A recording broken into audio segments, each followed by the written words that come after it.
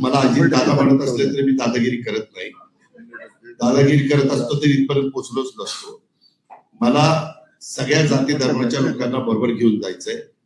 शिवशाहू फुले आंबेडकरांच्या विचारधारेने आम्ही पुढे जाऊन पाहतोय. त्याला माझ्या पिंपरी चिंचवडकर हा मिनी भारत आहे. त्या मिनी भारताने आम्हाला आशीर्वाद द्यावेत. नागरिकांनी कुठल्याही दबावाला बळी न पडता आतमध्ये जाऊन कुणाचं बटन दाबता हे कुणाला कळू शकत नाही आणि खुल्या वातावरणात खुल्या मैदानामध्ये ह्या निवडणुका व्हाव्या आणि सगळ्यांनी लोकशाही आणि आचारसंहितेचा कुठेही भंग न होऊ देता प्रत्येकाने आज आता तुम्ही मगाशी विचारलं काही लोक गेले त्या सगळ्यांना काय प्रलोभन दाखवलं.